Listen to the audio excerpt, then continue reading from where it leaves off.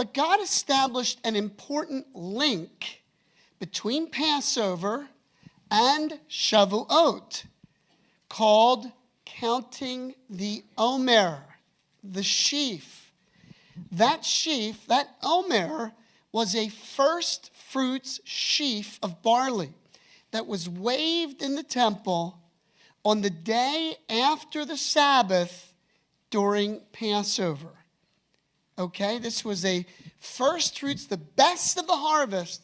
There was a prohibition on reaping the harvest until this precious first fruits wave offering took place in the temple.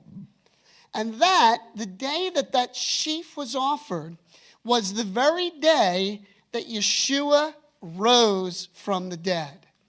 Incredible. And I want us to read God's instructions in Leviticus 23, verse 15 and 16, about this command to count the sheaf, or the omer, or count from the sheaf 50 days to Shavuot.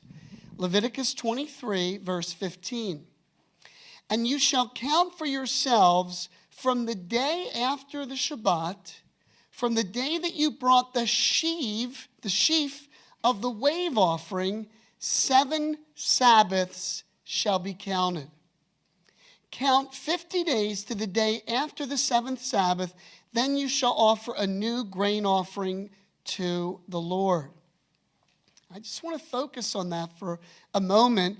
Count 50 days from the day the sheaf was waved. It's the sheaf that was accepted by the Lord.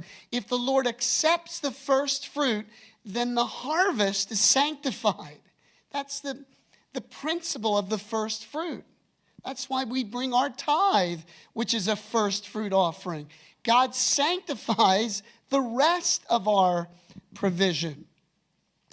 Count 50 days from the day the sheaf was waved. So for 50 days, we are to go back and look at that sheaf and count 50 days. We are to count and to center on that sheaf day by day for 50 days. That sheaf represents Messiah alive. That's what that sheaf, that is the fulfillment of that first fruits sheaf. Messiah alive. In the Gospels, it says early on the first day of the week, which is what day? The day after the Shabbat. Early in the morning, on the first day of the week, Messiah rose from the dead.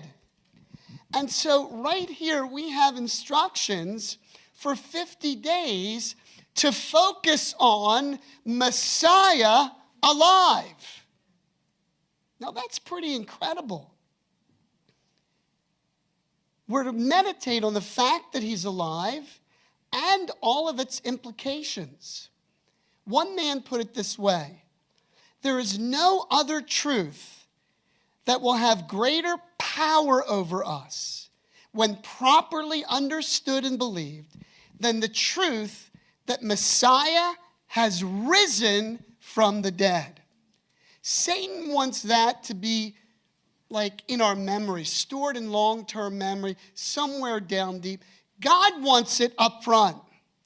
For 50 days during these spring feasts, we are to meditate and reflect on a fact of history, that Yeshua is alive from the dead.